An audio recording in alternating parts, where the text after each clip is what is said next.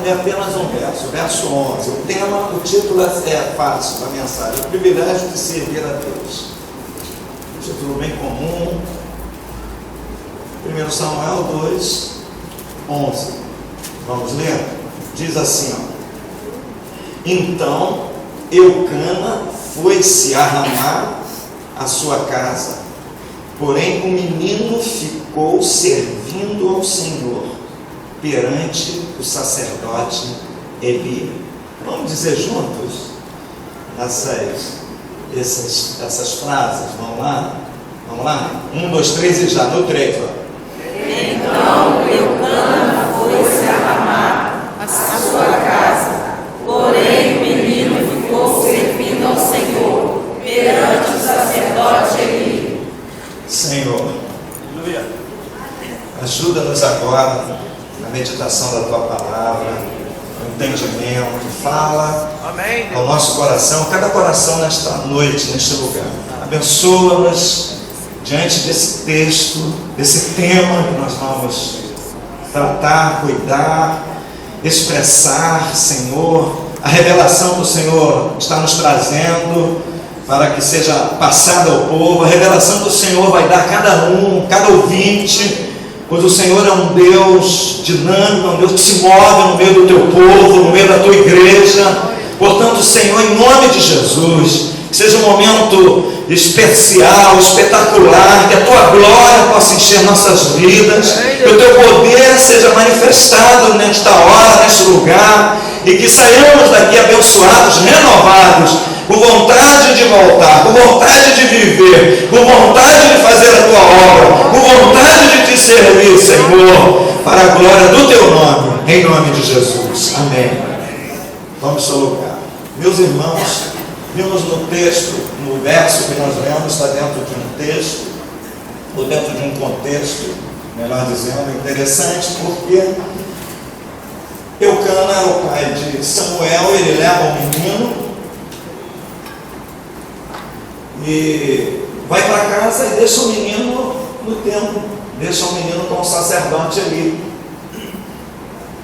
E aí a partir daí a gente começa a refletir algumas coisas, e a gente vai buscar quais as razões para a decisão de Eucana, para que ele possa agir assim, em levar o menino, entregar para o sacerdote para que ele pudesse servir a Deus. E aí a gente percebe algumas coisas. Primeiro, o valor que ele dá ao entregar o seu filho para servir a Deus. Então ele coloca como prioridade, como ponto importante, servir a Deus. E ele valoriza isso, ele acha isso importante e interessante. Segunda coisa que a gente percebe aqui no texto, nesse verso, é que para que Eucana tome essa decisão, ele abre mão da companhia do seu filho, ele renuncia ao estar ladeando o seu filho, estar próximo ao seu filho, porque ele prioriza, ele acha interessante e importante que o menino fique servindo ao Senhor. E o outro aspecto que a gente observa é a importância desse menino para essa família. Esse menino nasce debaixo de muita oração, debaixo de muitas lágrimas. Esse menino nasce debaixo de muitos compromissos firmados com Deus. No capítulo 1 narra a história que todos nós conhecemos: Ana, mãe de Samuel, estéril, e ela desejando ter um filho, e a Bíblia fala que ela começa a buscar em Deus essa saída, essa solução. Ela começa a buscar em Deus essa bênção que tinha uma significância muito grande para ela. E a Bíblia diz que ela vive momentos conturbados, porque havia uma permissão na época. Quando a mulher é estéril, o homem podia lançar mão de outra mulher. Olha só que situação difícil para um ser humano que tem que violentar os seus sentimentos, tem que colocar o seu sentimento, conter o seu sentimento, ao ver o seu amado, a sua amada, nos braços de outro ou de outra, não é? Vivendo uma vida dupla. Veja que situação, que circunstância difícil em que Samuel nasce. E a Bíblia diz que Ana não perde o vigor, a esperança, o desejo, ela não abandona Deus, pelo contrário, diz lá no capítulo 1 que todo ano ela subia a Siló, onde estava o tabernáculo, onde eles se reuniam para adorar a Deus. Ela não abria mão dessa sua devoção, desse seu tempo de devocional com Deus. E há um momento no texto há um momento na narrativa em que o texto diz que ela está no templo com a sua angústia, com a sua alma angustiada, vivendo aquele drama terrível, e ali ela não consegue sequer balbuciar a palavra, ela apenas murmura alguma coisa, ela está ali com a sua alma entregue. Eu gosto desse tipo de oração. É uma oração que você se entrega, né? Ela é visceral, né? Você rasga o seu coração, você se entrega plenamente, totalmente nas mãos do Senhor. Não é nada programado. Algumas orações a gente programa, bora pelas ofertas, claro, programa, abençoa. Mas tem algumas orações que elas vêm da alma. Eu me lembro de uma frase de um pastor, que ele diz que Deus,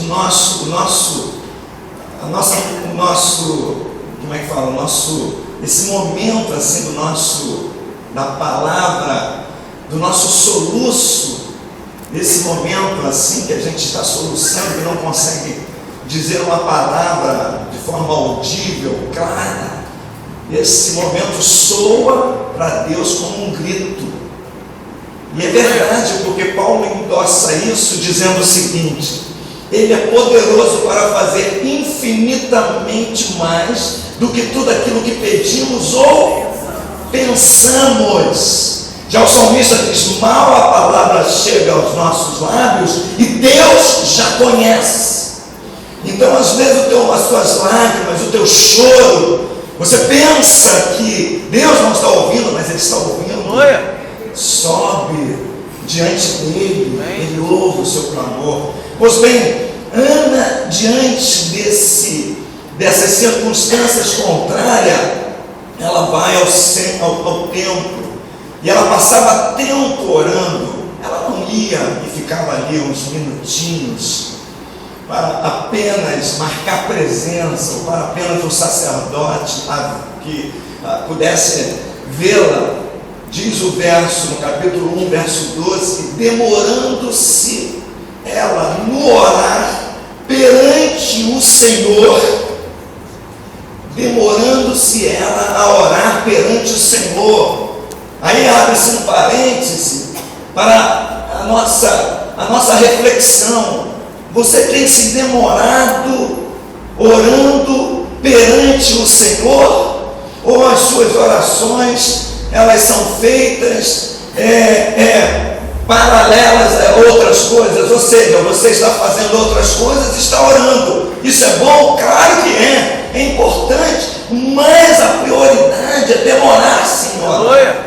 É separar tempo para estar com Deus, é entrar no teu quarto em secreto, como Jesus ensinou, e Deus que vem em secreto, Ele vai contemplar os anseios do teu coração, Ele vai contemplar o que você deseja realmente. Veja bem, irmãos, a relação de Deus conosco. Deus espera a minha manifestação. Veja só o que Jesus falou para a mulher samaritana: Deus procura adoradores que o adorem em espírito e em verdade. Ou seja, Deus procura quem queira ser esse tipo de adorador. Deus não vai fazer você adorar. Deus procura iniciativa. Você tem que querer isso, eu tenho que querer isso. Adorar a Deus, passar tempo com Deus, é uma escolha minha. Eu quero ficar com quem eu amo, com quem me faz bem, com quem é agradável. Pois bem, dentro dessas circunstâncias, a Bíblia diz que o próprio sacerdote olha aquela mulher em lágrimas, em angústia de alma, e ele faz uma interpretação errônea. Ele pensa que Ana está embriagada, mas ela disse: não, Senhor, não, meu Senhor. Verso 15: não, Senhor meu, eu sou mulher atribulada, estou vivendo uma angústia, estou vivendo um drama. Quando a gente está vivendo um drama, a gente faz determinadas coisas, a gente não costuma fazer, não é? A gente toma certas atitudes que não é costumeira, vivendo uma angústia, um desespero. Eu quero ter um filho, não consigo ter, e por cima ainda tem uma rival. Diz o texto, a narrativa, que a rival era aquele tipo de mulher, aquela que gosta de espezinhar. Eu devia ficar fazendo piadinhas, se fosse hoje mandando para o Facebook, não é? Tem que ser, olha, Penina é o nome da abençoada. Olha, nós estamos aqui na praia, entende? Olha que menino. Olha, essas coisinhas. Aquela menina era terrível, ficava espezinhando, e a mulher, coitada, tinha que conviver com isso. Mas, irmãos, é uma mulher admirável.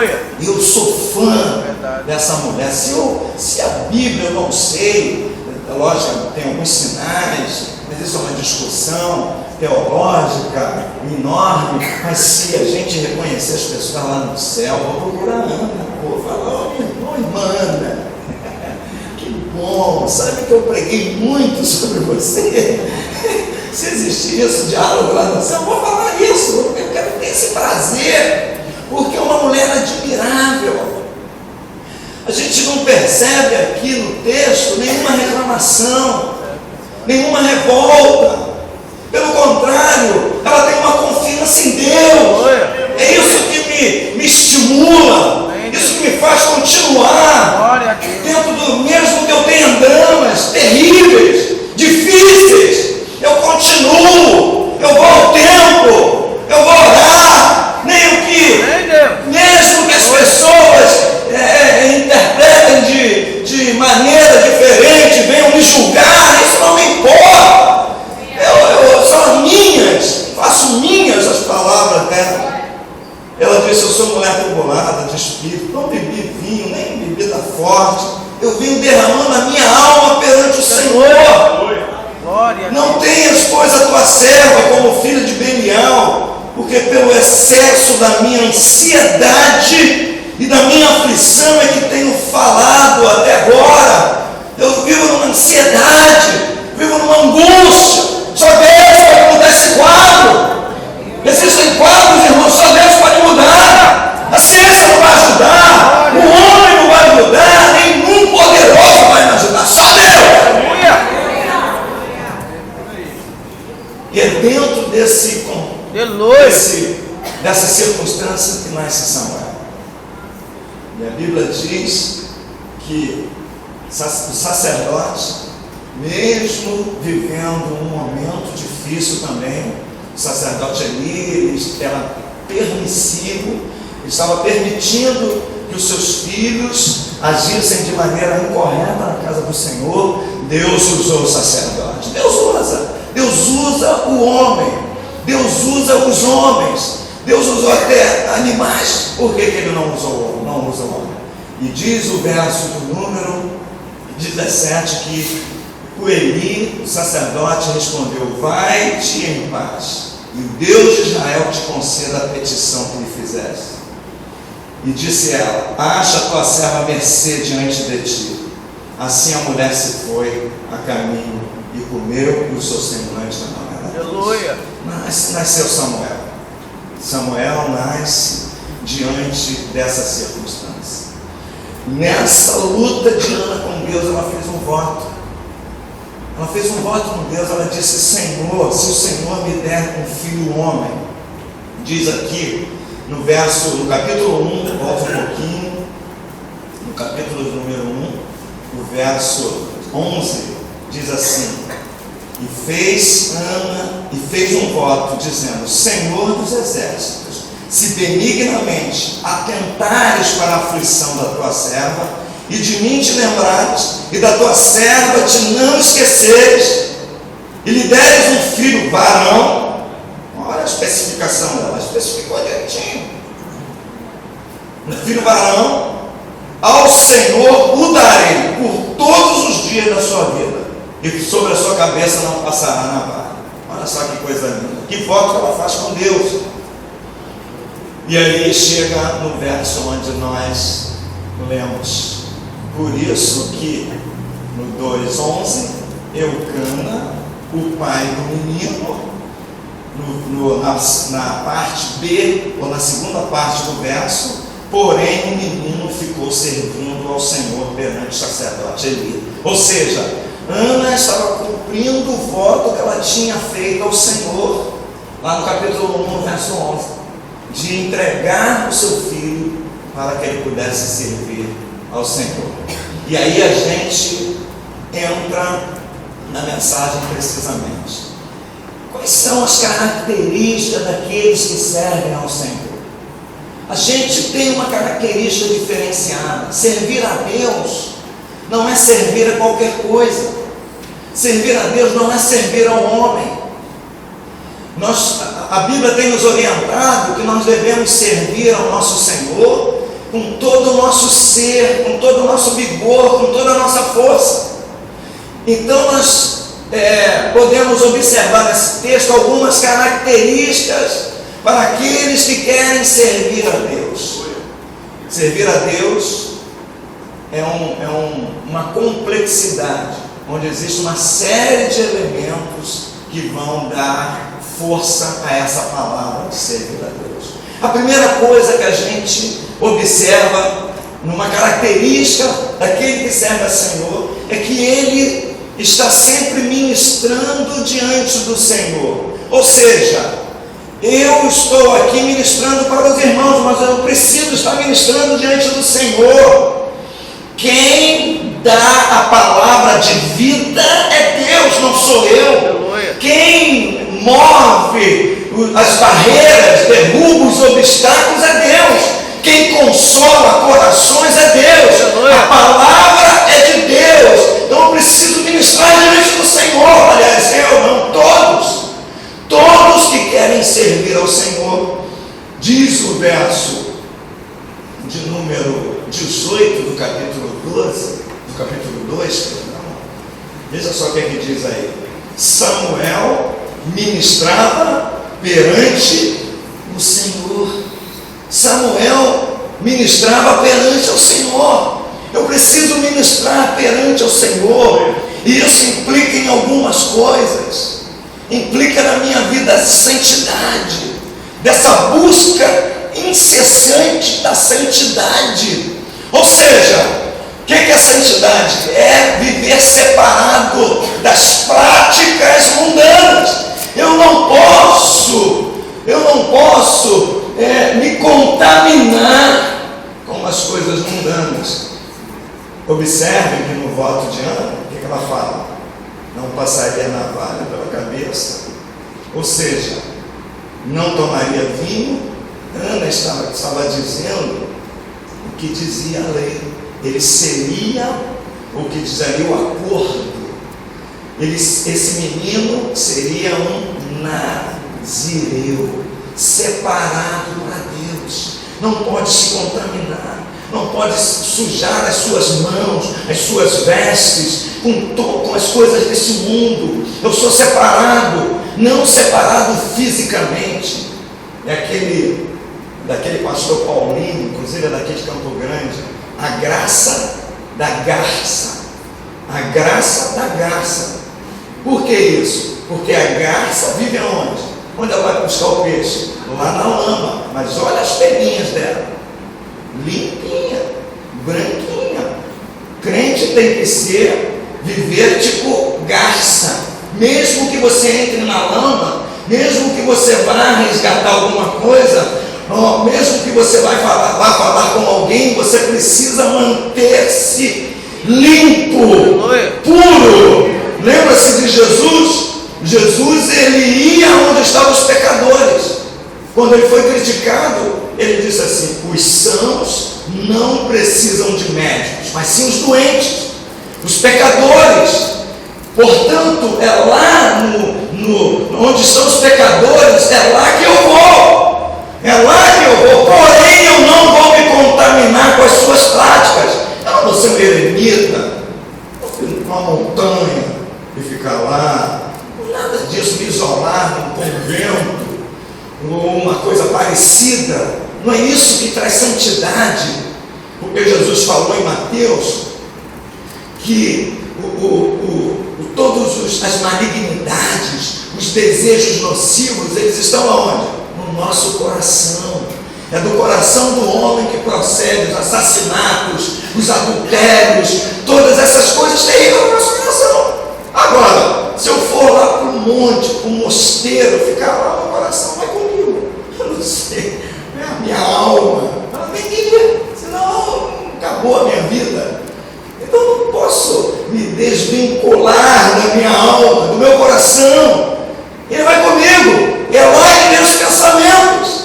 É lá que vem as coisas que invadem a minha mente, que me levam ao pecado. Eu não posso, o meu corpo físico não pode desvincular disso. Então eu preciso ministrar diante do Senhor, adorando a Deus com a minha vida. Adoração não é isso aqui não. Isso aqui é um momento congregacional que nós entoamos canções ao nosso Deus. Mas a nossa adoração, sabe qual é a tua perfeita adoração? Amanhã lá no seu trabalho. Quando você voltar para casa hoje, quando você se relacionar com a sua mulher, na sua vida, você que é casado, na sua vida sexual, leito sem mácula, diz o autor de Hebreus, pois o Senhor pedirá contas aos adúlteros. Então é lá no relacionamento com a sua esposa, é no relacionamento com o seu filho, é o que você está ensinando com o seu filho, com a sua prática, com a sua vida. Eu me lembro do meu cunhado, agora ele está firme com Jesus, é o testemunho dele, ele se converteu, mas antes ele era aquele tornava era um cospe grosso, não é? Bebia muito, e por causa disso a sua família era toda destroçada. Eu me lembro do filho adolescente, e eu fui uma ocasião conversar com ele e falar: poxa, você tem que fazer isso, respeitar o teu pai. Ele disse assim para mim: meu pai não dá respeito, ele não tem nada para me ensinar, tudo que ele tem para me ensinar é errado. Então é isso que os filhos estão vendo, é isso que as pessoas estão vendo em nós. Elas estão nos observando. O autor de Hebreus fala, e nós devemos nos desembaraçar das coisas que estão nos prendendo, e existe uma nuvem de testemunhas nos olhando, nos observando onde nós estamos, onde você vai, as pessoas estão observando lá no seu trabalho, a não ser que você seja um crente secreto, um cara, um 007 espiritual, você, o que você vai, você quer descobrir o que sendo 007? Você tem que se declarar, mas quando você diz que é crente, as pessoas estão te olhando. Eu ouvi uma ilustração interessante. Nós somos o relógio da praça. Todo mundo acerta a hora pelo relógio da praça. Se ele estiver errado, não é assim? Que horas são? E olha o relógio da praça. Aí o cara vai lá e acerta o relógio. Você é o relógio da praça. As pessoas vão acertar a hora por você. As pessoas acertam a vida por você. Então precisamos ministrar diante do Senhor. E observe o verso 18, que Samuel era um menino. Menino, então não há desculpa para os nossos jovens, adolescentes, meninos. Nós precisamos dar exemplo. Os adolescentes precisam dar exemplo na escola, onde eles estudam.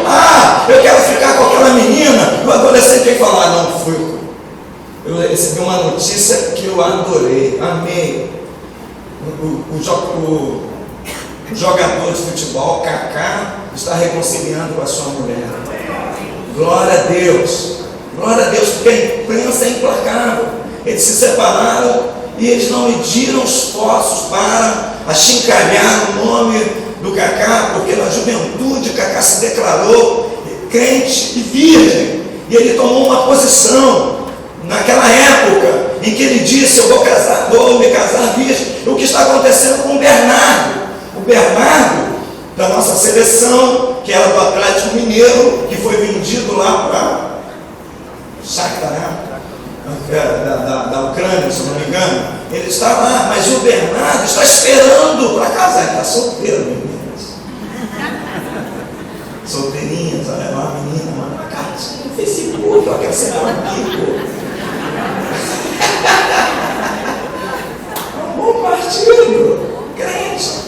Está se guardando, os colegas ficam zoando ele, mas ele está se guardando, ministrando diante do Senhor, não importa a idade.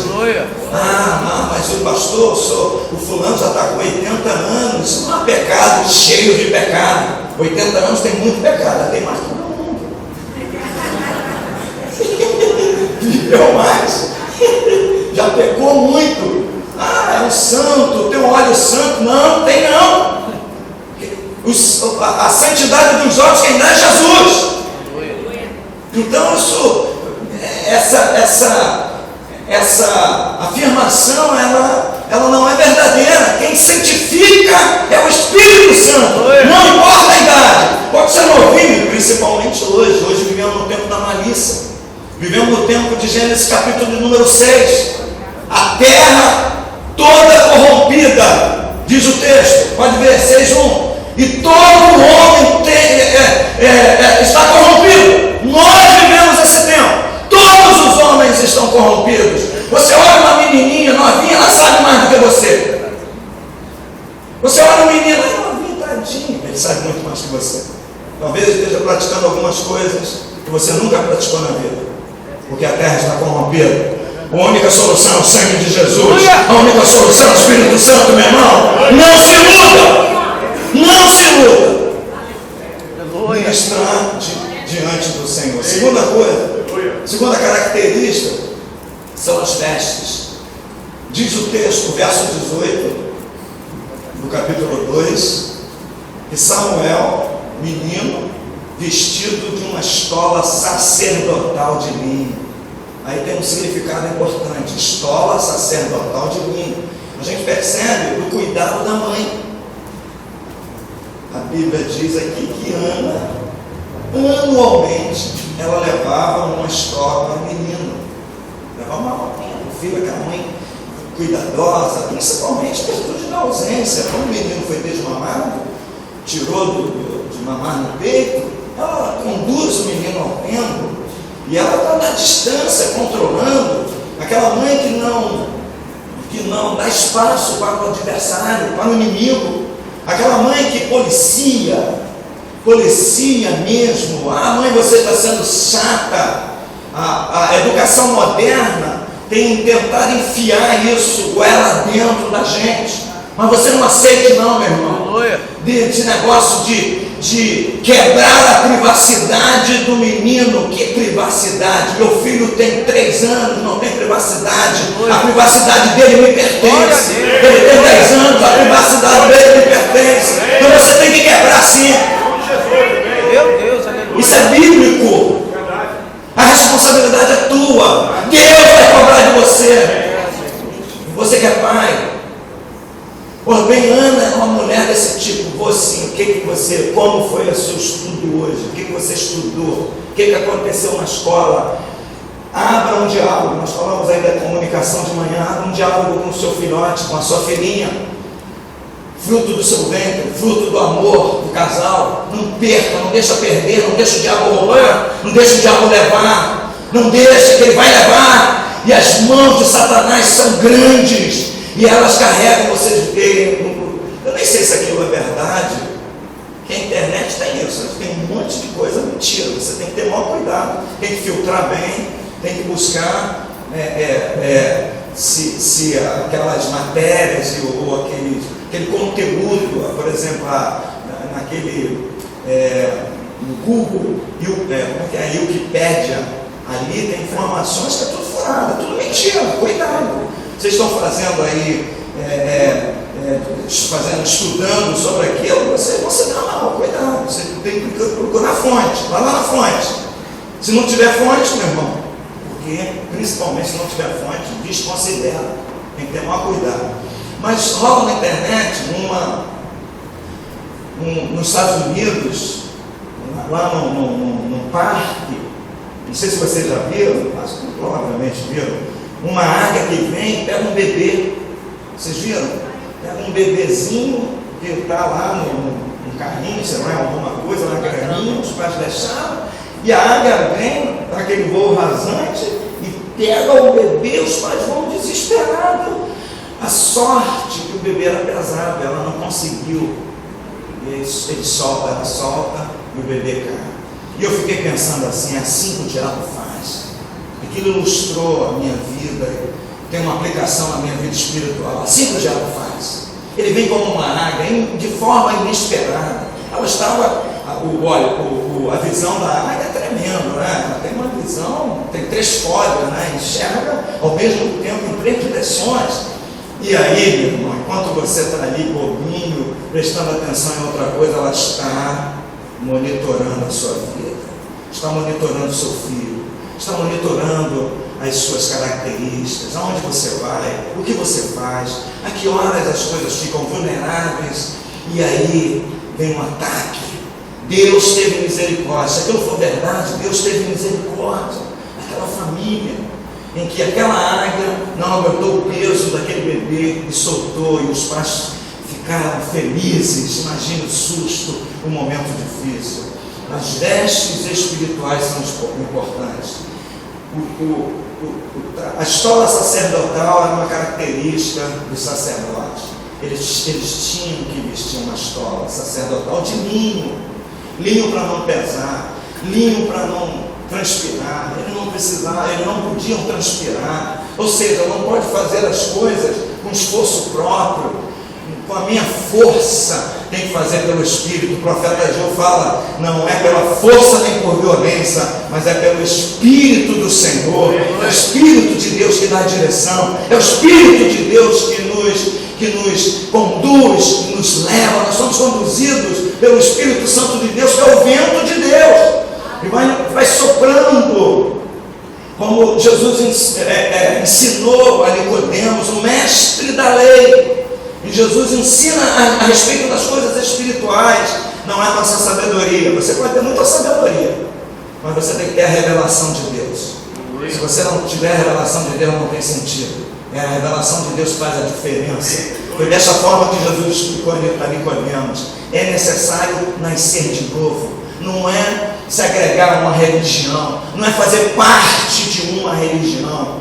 Eu estava lendo a entrevista do treinador, o grande treinador brasileiro de vôlei, que é o nosso querido Bernardinho, um cara excepcional, porém ele não crê em Deus, ele não crê em nada. Mas eu estava lendo a história dele. Sabe por que ele não crê em Deus? O avô dele nunca passou isso para ele, o pai dele repassou, e ele está vivendo com isso. Ele falou que isso, ele vive numa angústia, porque ele não crê em nada, ele não consegue crer. É até vamos dizer assim, talvez alguém que tenha proximidade do Bernardinho possa fazer um trabalho com ele, que é um trabalho de quebrar resistências, de quebrar castelos que estão fortalecidos dentro desse homem, que é um cidadão brilhante, é um camarada corretíssimo, trabalhador, pai de família, não é verdade? Mas não crê em Deus. E aí, o pai dele está com 84 anos, o pai do Bernardinho. E o repórter perguntou para ele assim: Bernardinho, você sonha em viver 84 anos? Aí ele falou assim: olha, eu não sei, Eu não sei se eu vou chegar até lá, mas alguém já falou para mim, ele disse, alguém já falou para mim que tem uma força sobrenatural. E essa força sobrenatural é que pode me permitir isso. Enquanto eu não tenho essa certeza, ele diz, eu vou continuar lutando para fazer o bem ao meu próximo. Percebam, irmãos, como o homem precisa de Deus, que não é capacidade humana, não é o conhecimento humano, não é a grandeza de determinados homens que são brilhantes, que são excepcionais naquilo que eles fazem. Porém, todos precisam de Deus, precisam desta revelação de Deus, e é o Espírito Santo que revela que Jesus Cristo é o Salvador, que eu sou pecador, então preciso de salvação. Só o Espírito Santo que revela isso. Jesus disse, quando ele subiu aos céus, ele falou, não vos deixarei órfãos, enviarei o Consolador, e ele vos convencerá do pecado, da justiça e do juízo. Portanto, meus queridos, característica daqueles que servem a Deus, precisamos trajar roupas adequadas, roupas sacerdotais, e não é o nosso exterior, não é a minha roupa exterior. É lógico que a minha veste exterior, ela diz muito do meu interior. Ela diz muito como eu estou por dentro, não tenho a menor dúvida. Porém, o fundamental é o meu interior. Como eu estou vestido? Como está o meu interior? Como está o meu coração? Quais as coisas que estão procedendo no meu coração? Dessa fonte, que é o meu coração, procedem coisas negativas e coisas positivas, coisas nocivas, coisas que amaldiçoam, e ao mesmo tempo coisas que abençoam. Que tipo de vestes que eu estou usando? Terceira coisa, da característica, ele está sempre aprendendo a identificar a voz de Deus. É um exercício. Ele é diário, ele é constante. Como você vai identificar Deus falando? Diariamente, que Deus fala. O próprio Samuel, ele começou a exercitar isso, a entrar nesse processo. Deus começa a treinar a gente, Deus começa a treinar você. Por essa razão, o Espírito Santo habita em você, para você começar a se familiarizar com a voz de Deus. O Espírito Santo está falando, fala ao teu coração, obviamente que tem a sua própria consciência, que é a razão. O Ayrton até falou numa mensagem aqui, que é o atributo moral de Deus, é repassado para você. Você olha ali, outro dia eu estava vendo uma mendiga ali na rua, doidinha, tadinha, toda suja, mas bem vestidinha, não tinha nada do seu corpo aparecendo, ela não estava mostrando as suas partes íntimas. Sabe por quê? Porque é inerente ao ser humano isso. Deus colocou no coração daquela mulher isso, entende? Do homem, do ser humano. Então nós precisamos identificar a voz de Deus. E a Bíblia fala, tem dois textos que são dois textos que são importantíssimos para a gente adquirir aprendizado. O primeiro é esse texto. Deus começou a trabalhar Samuel nesse processo, para que ele pudesse aprender. E a Bíblia diz que sem um pré-aviso, Deus chama Samuel, e ele corre para Eli. E Eli se assusta, falou, mas peraí, eu não chamei você. Tem alguma coisa aí, um problema aí, na tua audição. Eu não chamei você. E Samuel volta. E daqui a pouco ele ouve novamente Samuel. E ele volta, corre ali. E ele diz assim: não chamei Samuel. É alguma coisa errada. E diz o texto que outra vez Deus chama. E aí Eli começa a compreender que é Deus começando o seu processo com Samuel. Deus tem um processo com você, meu irmão, individual. Deus tem com você, minha irmã, com você, meu irmão. Perceba que o nosso Deus é um Deus de relacionamento. Perceba que o nosso Deus é um Deus que interage com você. O nosso Deus não é um Deus mudo. O Salmo 115 fala da diferença do nosso Deus para os deuses. Eles têm boca, mas não falam, têm olhos e não veem, têm ouvidos e não ouvem, mãos e não apalpam. Há uma diferença grande. Nosso Deus não, Ele vê, Ele fala, Ele ouve. É uma diferença. Ele se relaciona com você. Ele se relaciona com você. E Ele quer se relacionar com você. Eli percebeu isso.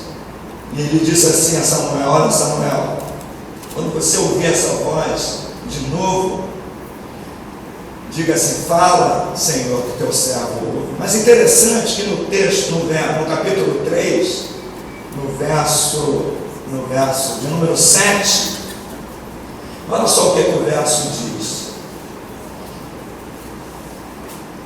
Porém, Samuel ainda não conhecia o Senhor, e ainda não lhe tinha sido manifestada a palavra do Senhor. Firme o seu foco nisso, você.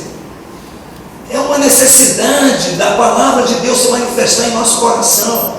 Mas eu falo a palavra rema, não é a palavra que você estuda na escola dominical, mas a palavra direta para você, a palavra de Deus para você, para a sua vida, para o seu desenvolvimento espiritual. Essa palavra é o seu relacionamento com Deus, a sua intimidade com Deus. Já o salmista, no Salmo 25, ele diz que a intimidade do Senhor é para aqueles que buscam o Senhor. O profeta Jeremias diz assim: buscar-me-eis e me achareis, quando me buscardes de todo o vosso coração. Portanto, cabe a mim, depende de mim, depende de você, depende de cada um. Deus está propício a todos. Nós falamos aqui que Jesus tornou a salvação sendo a propiciação de Deus. Então o que é isso? Abriu o acesso para a gente, irmão. Você entra tendo intrepidez para entrar no Santo dos Santos através do novo e vivo caminho, que é o sangue de Jesus. Então você não pode ficar distante. Nosso Deus é um Deus que transcende, não tem a menor dúvida, um Deus transcendental, mas é um Deus presente. Ele se faz presente todos os dias. Eis que estou convosco todos os dias, até a consumação dos séculos. Ele está com você, Ele está comigo. Veja que Deus maravilhoso é esse. Então Samuel aprendeu. Começou o processo de aprendizado. E a Bíblia diz que ele tornou-se um grande juiz em Israel. Ele começou a julgar, não vai dar tempo da gente falar, todo o povo.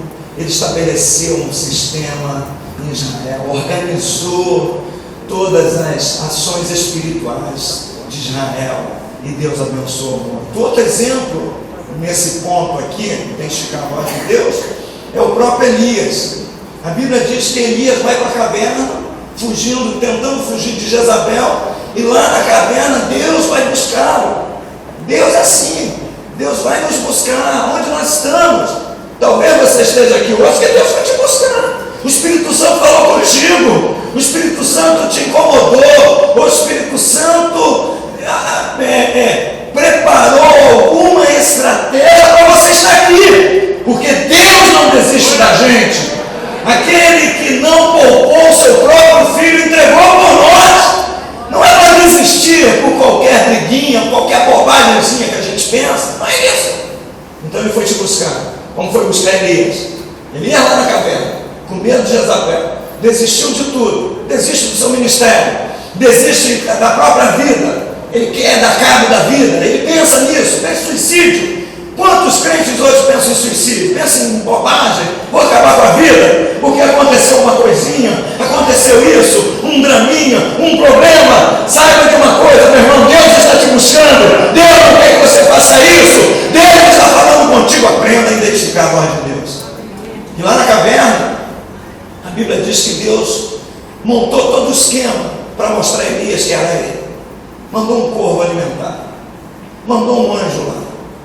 Enfim, Deus se revelou de forma sobrenatural. Talvez Elias não tivesse identificado isso. É Deus agindo. Deus se revela de forma sobrenatural. E para finalizar, o que é que Deus fez? Ele mandou um vento. Aí veio um vendaval, aquele que teve aí há pouco tempo. Meu irmão, eu estava em casa, estava me preparando para sair. Fiquei com medo. Eu falei, eu não saio de casa não. Dobrei meu joelho, falei, Jesus. Aí comecei a me lembrar que meu pai,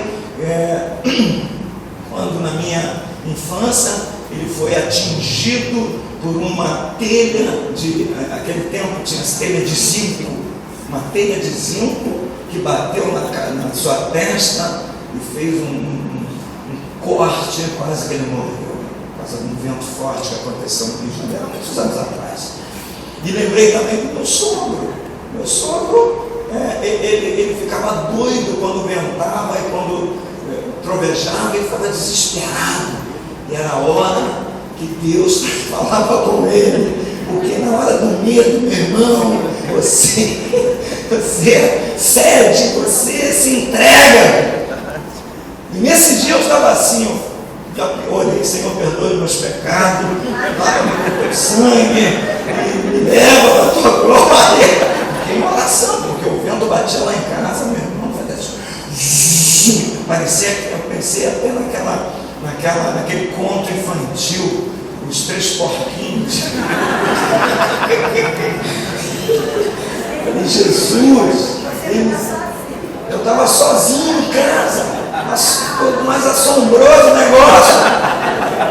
Eu dobrei meu joelho e comecei a clamar. Falei, Jesus, tenha misericórdia, tenha compaixão, meu Deus. Imagine eu aqui na minha casa de alvenaria, quantas casas estão aí, algumas casas de madeira, e eu comecei a clamar, irmãos, porque o vento forte não é fácil.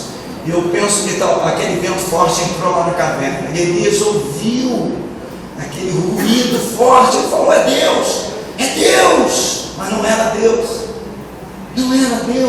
Veja, Deus também pode se manifestar nesse vento, e aí você tem que identificar, é o momento. Há momento que ele não vai de forma forte para falar com você.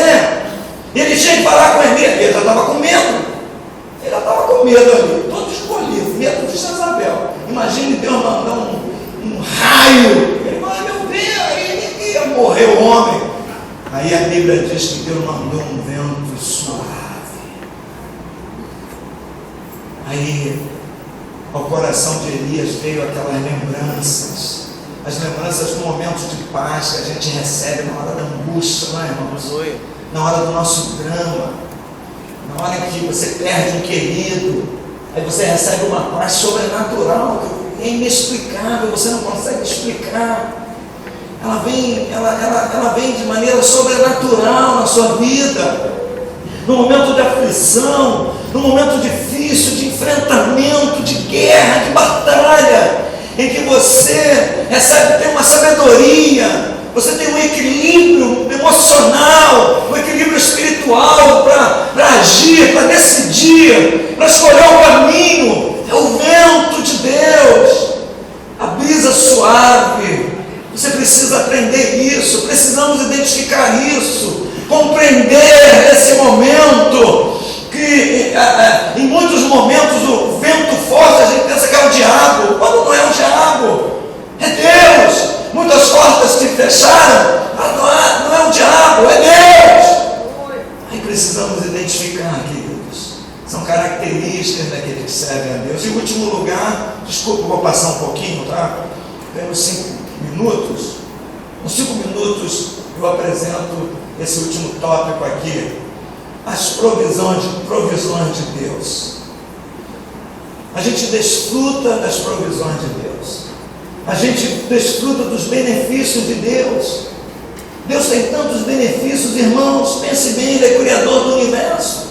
Eu gosto de um adesivo que circula aí, que eu acho interessante, que a pessoa, o camarada que bolou, ele coloca assim: eu sou filho do dono do mundo, não é isso? Sou dono do mundo, mas Oi? Não sou dono do mundo, mas sou filho do mundo. Não sou dono do mundo, mas sou filho do dono do mundo. É verdade. Eu acho muito interessante, porque essa é uma realidade. É do Criador desse universo.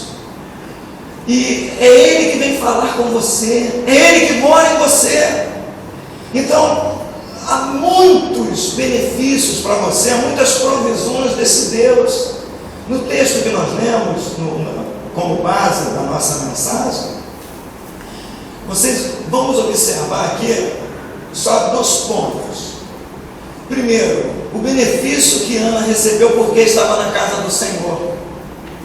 O verso de número 20 do capítulo 2, olha só o que é que diz o texto. Eli abençoava a Eucana e a sua mulher. Meu irmão, aprenda isso. É aqui que nós somos abençoados. Nós vamos ter os nossos problemas, mas nós vamos ser abençoados aqui. Eli abençoava a Eucana e a sua mulher. São as bênçãos de Deus para você. Aqui há uma fonte de bênçãos para você. Eu me lembro que um amigo foi lá na igreja, convidou, isso não pode acontecer com outra pessoa, mas depois ele não é crente, aí ele saiu e falou assim: poxa, que bom, gostei, uma energia positiva, muito boa, eu vou voltar. Mas é mesmo, é a energia de Deus, não é? É o Deus Todo-Poderoso, com todo o seu potencial aqui, meu irmão. Aqui é o lugar de bênção, é a fonte de Deus, onde emana todas as coisas boas para nós. Eli abençoava Eucana e a sua mulher. Segunda coisa, Eli profetizou bênção para aquela mulher. Veja a sequência do verso: o Senhor te dê filhos desta mulher. O Senhor te dê filho desta mulher, em lugar do filho que devolveu ao Senhor. Que coisa, que bênção específica, que profecia, que palavra abençoadora. Você deu ao Senhor aquilo que Ele te deu, você entregou, devolveu a Deus, e o sacerdote profetiza: olha, Deus vai te dar muitos, vai te dar em dobro, Deus vai te abençoar, vai te dar em dobro, vai aumentar o teu celeiro, vai aumentar o seu lar, a sua família, vai te aumentar, vai prosperar você, vai te abençoar em todas as áreas. Onde você colocar os seus pés é bênção, onde você colocar as suas mãos é bênção, sim, é bênção na sua vida, porque você decidiu servir ao Senhor, ministrar diante do Senhor. E na sequência do texto, veja o verso 21. Abençoou, pois, o Senhor a Ana, e a ela concedeu 3 filhos e 2 filhas. Aleluia! 3 filhos e 2 filhas, sem contar o orgulho de mãe coruja, de ver o seu filho sendo juiz de Israel, ocupando uma posição elevadíssima. Oh, meu irmão, minha irmã, vale a pena sim adorar a Deus, servir a Deus, se envolver, ministrar perante o Senhor, lutar para manter a santidade. Vale a pena sim, aleluia. Deus Todo-Poderoso nos abençoe. Vamos ficar em pé, vamos orar. Eu quero orar por você nesta noite. Você já tem vindo aqui, você já tem ouvido a palavra de Deus, você já está ouvindo há algum tempo, mas você ainda não tomou essa decisão. Lembre-se que essa decisão é pessoal, ela é individual, você precisa decidir. Tem alguém que gostaria de dizer isso para Deus? Deus te abençoe, Deus te abençoe, irmã. Tem mais alguém? Gostaria de dizer: eu quero, pastor, eu quero esse compromisso sim, eu quero assumir isso com Deus publicamente. não tenho vergonha de dizer isso, não vou me esconder, não vou fugir. Talvez você seja um indivíduo, uma pessoa, uma mulher, um homem que nunca negou fogo nessa questão, nunca se escondeu de nada, você sempre foi de frente. Não, eu não tenho medo. E agora você precisa agir assim também na questão espiritual. Tem alguém, mais alguém que gostaria de dizer isso para Deus? Dizer hoje para o Senhor. Aleluia. Amém. Vem cá, minha irmã, por favor, vem aqui, sai do teu lugar. Já vem uma irmã com ela. Tem lá atrás também? Vem, levanta a mão. Venha também aqui. Você que quer, vem aqui, por favor. Pode vir. Vem uma irmã com ela aqui. Uma irmã da nossa igreja. Deus te abençoe. Deus te abençoe, meu irmão. Venha também aqui, vem alguém, um homem com ele, para ficar com ele, para dar apoio, Jesus. O segundo convite que eu quero fazer nesta noite, meu irmão, é para você que precisa tomar essa decisão de ministrar diante do Senhor, ou seja, de servir a Deus com o teu coração, com a sua vida, não ficar na periferia, pelos cantos, pelos lados, dando apoio, suporte. Deus não precisa de suporte, Deus precisa de gente de frente. Você quer se envolver na obra de Deus, você quer se envolver com Cristo, sai do teu lugar também, vem aqui, pastor, eu quero, eu não sei como, mas eu quero me envolver, eu quero me entregar.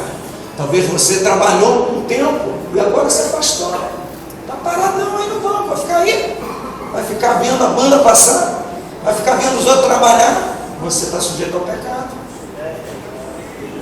Enquanto Israel estava lutando contra os filisteus, Davi estava lá no palácio. O que aconteceu com Davi? Pecou. Vai ficar aí olhando os irmãos trabalhar? Você tem que também estar envolvido, trabalhando, se envolvendo, criando, lutando, brigando, chorando, rindo, se alegrando, se decepcionando, se frustrando, tendo vitórias, tendo embate, derrota, é a vida. Vai ficar aí, vai ser inativo, vai ser viver nesse tipo de vida. Sai do teu lugar aqui. Vamos cantar uma canção aqui. Enquanto você sai do teu lugar, os irmãos vão chorando. Vem, meu irmão, não tenha vergonha. Vem. Quantas mensagens você vai ter que ouvir para tomar uma decisão? Quantas? Talvez não dê tempo. Você não é senhor do